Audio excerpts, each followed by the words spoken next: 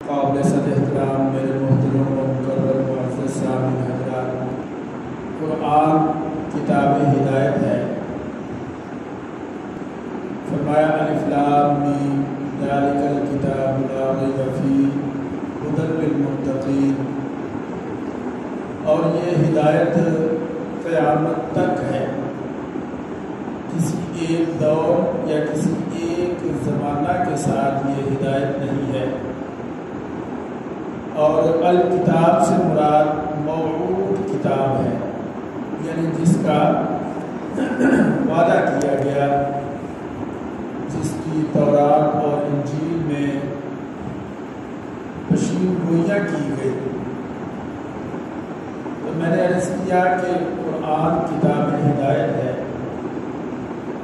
جو آیت مبارکہ تلاوت کی ہے، اللہ تعالیٰ ارشاد فرما رہے ہیں فَلَا وَرَبِّكَ لَا يُؤْمِنُونَ، قسم ہے تمہارے رب کی، یعنی اے محمد صلی اللہ علیہ وسلم آپ کے رب کی قسم ہے۔ لا يؤمنون حتى يحكموك فيما شجر بينهم، فرمایا یہ لوگ اس وقت تک کامل ایمان والے نہیں ہو سکتے جب تک اپنے تمام تنازعات میں، اختلافات میں آپ کے فیصلہ کو آخری فیصلہ اور آپ کی ذات کو منصف نہ مان لیں۔ ثم لا يجدوا في انفسهم حرجا مما قضيت، اور پھر اگر کوئی قرآن و حدیث کے مطابق فیصلہ آ جائے تو فرمایا کہ اس وقت تک یہ کامل ایمان والے نہیں ہو سکتے جب تک اس فیصلے کو ماننے میں ان کے دلوں میں تنگی رہے، یعنی پھر تنگی نہیں ہونی چاہیے۔ وَيُسَلِّمُوا تَسْلِيمًا، اور اسے مان لے، تسلیم کر دے۔ قرآن پاک کے ساتھ ہمارا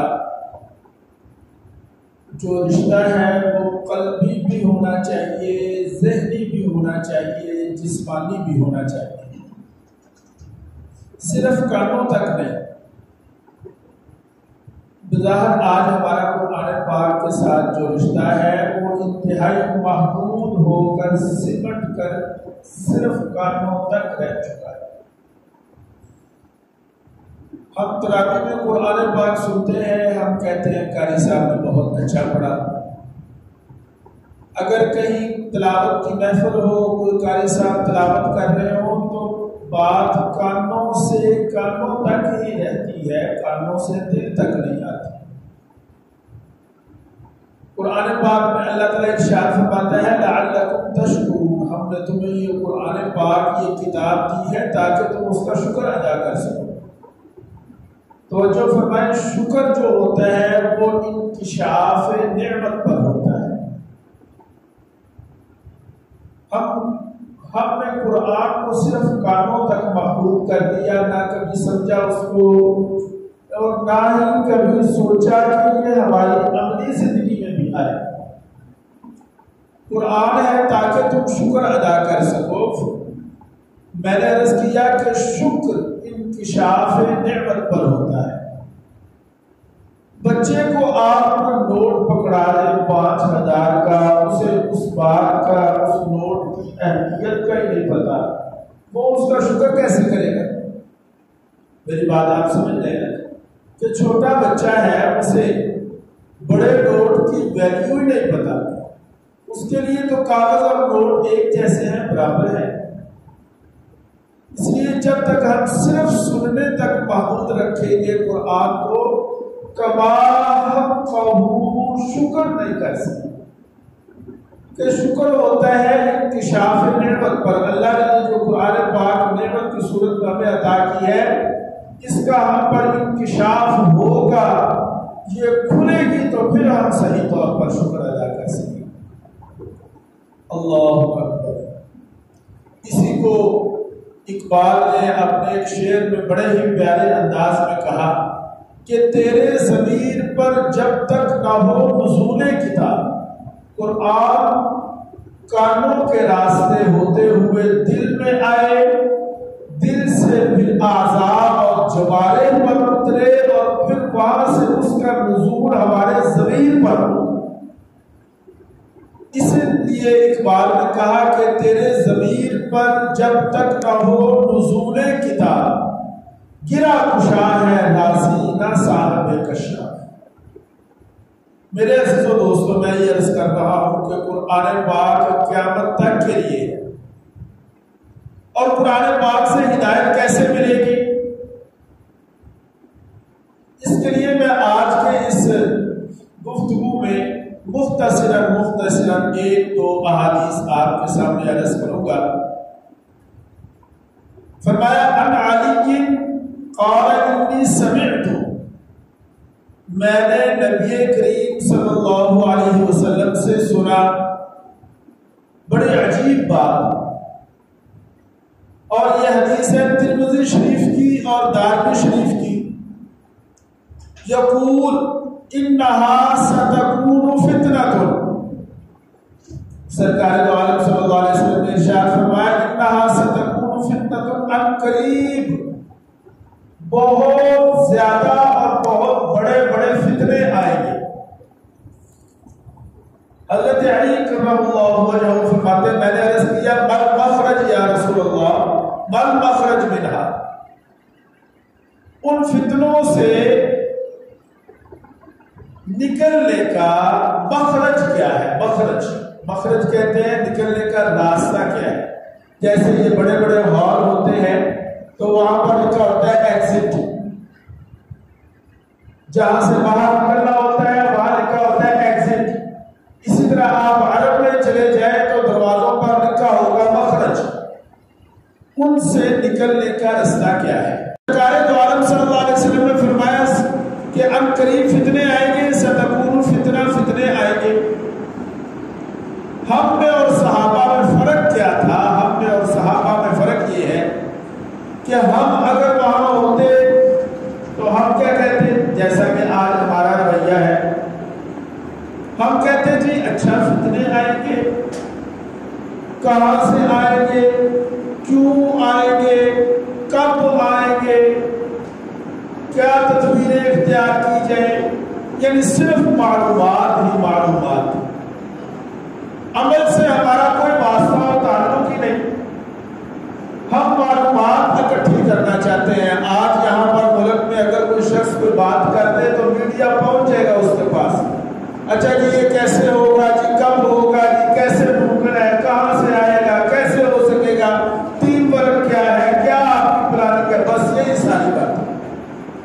لیکن حضرت علی المرتضیٰ رضی اللہ تعالیٰ عنہ کے سامنے جب یہ حدیث پیش کی گئی، انہوں نے نہیں یہ پوچھا، انہوں نے کیا کہا، مل مخرج منہا، آئیں گے تو آئیں گے۔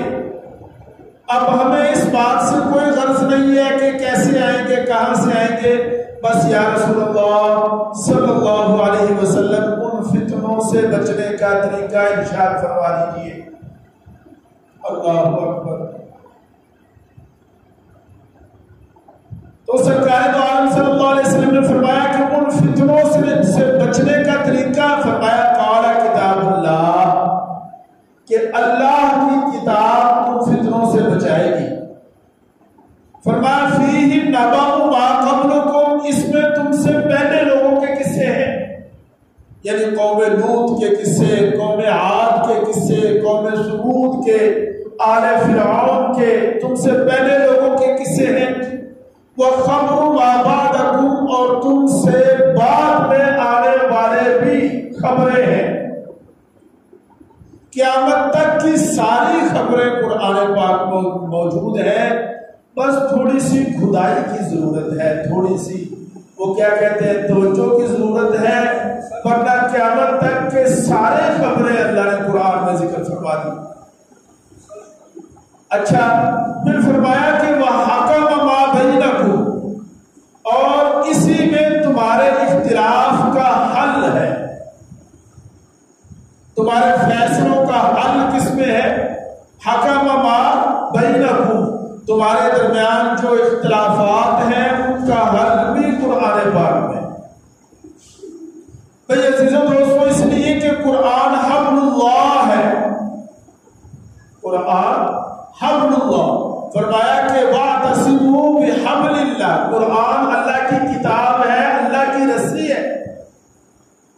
فرمایا هو الفصل لیس بالہزل، یہ مفصل کتاب ہے، لیس بالہزل انہ لقول فصل وما هو بالفضل وما هو بالہزل، یہ قول فیصل ہے، وما هو بالہزل، کوئی ہنسی مذاق کی باتیں نہیں ہے اس میں، کوئی ٹھٹھا نہیں ہے اس میں۔ اس لیے قرآن پاک کی آیت کو ہی سمجھاتے ہوئے ارشاد فرمایا هو الفصل لیس بالہزل، کوئی یابا کوئی نہیں اس میں۔ فرمایا من ترکہ من جبار قسمہ اللہ، اگر کوئی ظالم اور جابر آئے گا اور اس قرآن کو، اس کتاب کو چھوڑے گا، قسمہ اللہ، اللہ تعالیٰ اسے پیس کر رکھ دے۔ وَمَنِ ابْتَغَاءَ مِنْ غَيْرِهِ فِي غَيْرِهِ أَضَلَّهُ، اور جو اس کتاب کو چھوڑ کر کہیں اور سے ہدایت حاصل کرنا چاہے گا، فرمایا وہ گمراہ ہو جائے گا، کیونکہ کتاب ہدایت تو قرآن ہے، وہ حبل المتین، یہ اللہ کی مضبوط رسی ہے، اسے مذاق نہ سمجھو۔ یہاں پر ایک اور حدیث سنا دیتا ہوں۔ سرکار دو عالم صلی اللہ علیہ وسلم نے فرمایا کہ جو قرآن میں آتا ہے وَاعْتَصِمُوا بِحَبْلِ اللَّهِ، اللہ کی رسی کو مضبوطی سے پکڑ لو۔ بِحَبْلِ اللَّهِ اے کتاب اللہ، اللہ کی رسی اللہ کی کتاب ہے۔ چنانچہ فرمایا القرآن حبل اللہ، قرآن اللہ کی رسی ہے، الممدودۃ من السماء الی الارض، جو زمین اور آسمان کے درمیان تلی ہوئی ہے، یہ اللہ کی رسی ہے۔ اور یہاں پر ایک اور حدیث، بڑی ہی پیاری حدیث، لیکن میں بتائے بغیر بس رہ نہیں سکتا۔ سرکار دو عالم صلی اللہ علیہ وسلم اپنے حجرہ مبارک سے برآمد ہوئے، ادھر میری طرف دیکھیں ذرا، مسجد میں تشریف لائے، دیکھا کہ صحابہ کرام مسجد میں حلقہ کی صورت میں بیٹھے ہوئے ہیں اور مذاکرہ کر رہے ہیں، درس نہیں ہو رہا، درس اور چیز ہوتی ہے، مذاکرہ اور چیز ہوتا ہے، مذاکرہ سیکھنا سکھانا۔ ایسا نہیں تھا کہ کوئی درس کی کیفیت تھی اور صحابہ بیٹھ کر وہ درس سن رہے تھے، کوئی لیکچر نہیں ہو رہا تھا، مذاکرہ ہو رہا تھا۔ سرکار دو عالم صلی اللہ علیہ وسلم نے صحابہ کو جب یہ مذاکرہ کرتے ہوئے دیکھا تو سرکار دو عالم صلی اللہ علیہ وسلم کے چہرہ انور پر بشاشت اور خوشی کے آثار نمودار ہوئے۔ اللہ اکبر۔ پھر آپ صلی اللہ علیہ وسلم چل کر اس صحابہ کے مجمع میں تشریف لے گئے اور وہاں جا کر میرے رسول اللہ صلی اللہ علیہ وسلم نے ایک عجیب سوال صحابہ سے پوچھا، الستم تشہدون، اللہ اکبر، الستم تشہدون، کیا تم اس بات کی گواہی دیتے ہو کہ اللہ الہ الا اللہ، کہ اللہ کے سوا کوئی معبود نہیں، میں رسول ہوں، وَبِهَذَا الْقُرْآنِ جَاءَ مِنْ عِنْدِ اللَّهِ، اور یہ قرآن جس کا تم مذاکرہ کر رہے ہو، یہ قرآن اللہ کی طرف سے مجھ پر نازل ہوا ہے، کیا تم اس بات کی گواہی دیتے ہو؟ اللہ، تو صحابہ نے عرض کیا بلا یا رسول اللہ، ایک دم صحابہ کی آواز ہے، بلا بلا، ہاں جی بالکل جی بالکل یا رسول اللہ، ہم گواہی دیتے ہیں کہ اللہ کے علاوہ اور کوئی معبود نہیں، اور ہم اس بات کی بھی گواہی دیتے ہیں کہ آپ ہی اللہ کے رسول ہیں اور آخری رسول ہیں، اور ہم اس بات کی بھی گواہی دیتے ہیں کہ قرآن کتاب ہے اللہ کی جو آپ پر آئی ہے۔ تو سرکار دو عالم صلی اللہ علیہ وسلم نے فرمایا فاستبشروا، خوش ہو جاؤ، جسے ہم کہتے ہیں خوشیاں مناؤ، فرمایا خوش ہو جاؤ، فَإِنَّ هَذَا الْقُرْآنَ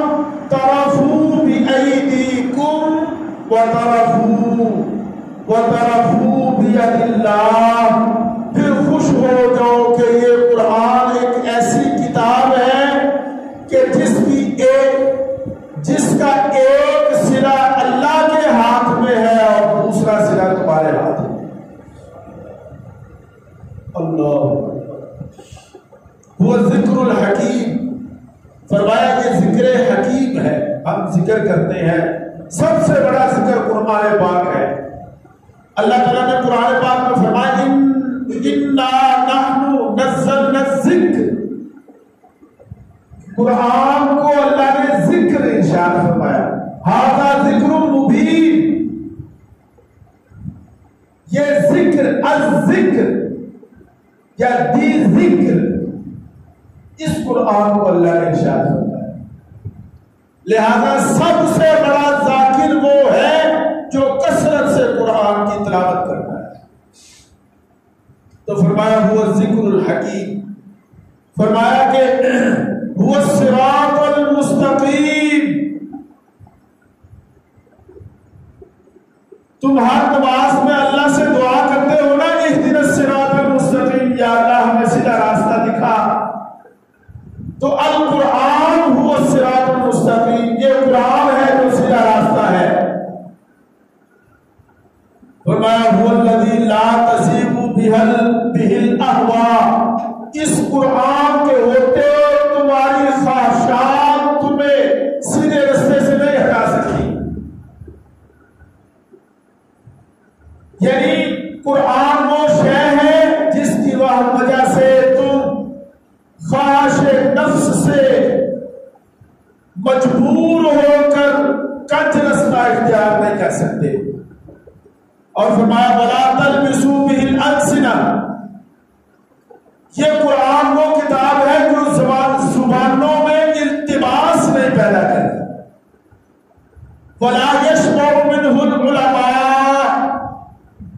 اور علماء جو ہیں وہ قرآن کے پڑھنے پڑھانے سے سیر نہیں ہوتے، رجتے نہیں ہیں۔ کبھی ایسا نہیں ہوا ہوگا اور نہ کبھی ایسا ہوگا کہ کوئی شخص یہ کہہ دے کہ قرآن پاک سے جو کچھ ہم نے لینا تھا وہ لے لیا، نہیں، کبھی ایسا نہیں ہوگا۔ بلکہ قیامت تک علماء، فقہاء، اسکالر قیامت تک اس سے نکتے اور ہدایت کی نئی نئی راہیں، جہتیں، طرفیں نکالتے رہے۔ فرمایا کہ علماء اس سے سیر نہیں ہوتے۔ اللہ اکبر۔ اس کے بعد پھر 4 جملے ارشاد فرمائے، اور وہ 4 جملے بڑے اہم، یہ میں نے لمبی حدیث آپ کو سنا دی، اس کے بعد 4 جملے ارشاد فرمائے۔ فرمایا کہ من قال به صدقہ، یہ پہلا جملہ، جس نے قرآن کی بنیاد پر کوئی بات کی، صدقہ، اس نے سچ کہا۔ اور پھر فرمایا کہ ومن عمل به اجر، جس نے اس پر عمل کیا اس کا اجر محفوظ ہو گیا۔ اور تیسرا جملہ فرمایا ومن حکم به عدل، جس نے قرآن کو سامنے رکھ کر فیصلہ کیا، اس نے عدل کیا۔ اور پھر فرمایا ومن دعا الیہ ہدی الی صراط مستقیم، کہ جس نے لوگوں کو قرآن کی طرف بلایا، ہدی الی صراط مستقیم، اس کی ہدایت ہو گئی، اس کی ہدایت، جس نے قرآن کی طرف لوگوں کو بلایا، فرمایا کہ اس کی ہدایت ہو گئی۔ ومن ہدی ومن دعا الیہ ہدی الی صراط مستقیم، جس نے لوگوں کو قرآن کی طرف بلایا، قرآن کی دعوت دی، فرمایا ہدی الی صراط مستقیم، اس کی سیدھے راستہ کی طرف ہدایت ہو گئی۔ اس حدیث میں سرکار دو عالم صلی اللہ علیہ وسلم نے یہ 4 جملے آخر میں ارشاد فرمائے۔ میرے عزیزو دوستو، قرآن پاک ہی ایسی کتاب ہے کہ جس کے مطابق فیصلے کرنے میں نہ صرف اسلامی معاشرہ امن میں آئے گا بلکہ کفر کا معاشرہ بھی امن میں آ جائے گا۔ وَمَنْ حَكَمَ بِهِ عَدَلًا، کہ جس نے قرآن کے مطابق فیصلے کیے، جس نے قرآن کے مطابق فیصلے کیے اس نے عدل کیا۔ کیا وجہ ہے کہ آج ہمارے ملک میں نہ کہیں سکون ہے، نہ کہیں عدل ہے، نہ کہیں انصاف ہے؟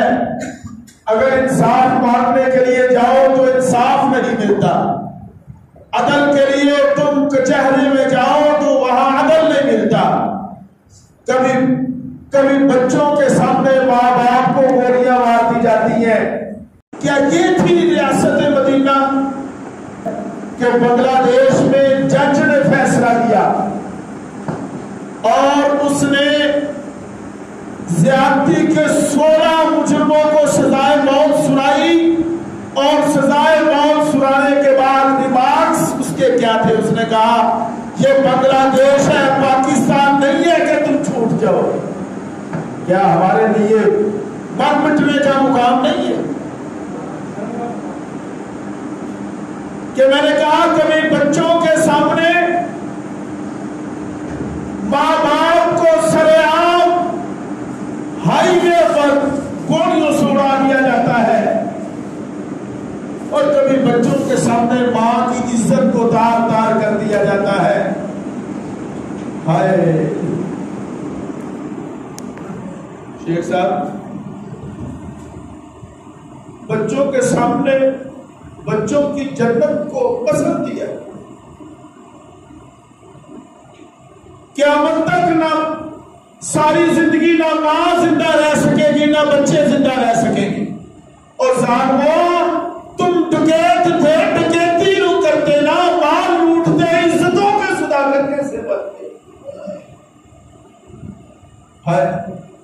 دل ایسے خون کے آنسو رو رہا ہے، اور تمہارا سی سی پی او لاہور عمر شیخ اس پر یہ بیان دیتا ہے کہ عورت کو چاہیے تھا کہ وہ رات کو اکیلے نہ نکلتی۔ میں نے کہا تم کس فرض کی دعا ہو؟ یہ بات ٹھیک ہے، اسلام نے تو آج سے 1400 سال پہلے کہہ دیا تھا کہ عورت حج کے سفر پر بھی محرم کے بغیر گھر سے نہ نکلے۔ یہ بات ٹھیک ہے کہ بغیر محرم کے نہیں نکلنا چاہیے، لیکن تمہیں نے تو یہ معاشرہ تشکیل دیا ہے اور اب کہتے ہو کہ عورت کو ایسے نہیں نکلنا چاہیے۔ وہ بیچاری تو فرانس میں رہتی تھی، وہ فرانس سے آئی یہاں پر، اور لکھنے والوں نے لکھا کہ فرانس سے یہاں پر آئی تھی۔ جانتے ہو کیوں آئی تھی؟ وہ اس لیے آئی تھی کہ اس کا خیال یہ تھا کہ میں پاکستان جا کر اپنے بچوں کو اسلامی کلچر سکھانا چاہتی ہوں۔ وہ تو اسلامی کلچر سکھانے کے لیے لائی تھی اپنے بچوں کو، لیکن اس بیچاری کے ساتھ دن دہاڑے موٹر وے پر لا حول ولا قوت الا باللہ انسانیت کہاں چلی گئی؟ اللہ اکبر۔ اس لیے میں دعا کرتا ہوں کہ اے میرے ربا تو ہمارے حال پر رحم فرما کہ ایک ماں کو بچوں کے سامنے زیادتی کا نشانہ بنا دیا گیا کہ یہاں پر عدل بک چکا، قانون بک چکا، ہر طرف ظلم ہی ظلم ہے، نہ یہاں پر عزتیں محفوظ، نہ جانیں محفوظ، نہ مال محفوظ ہے۔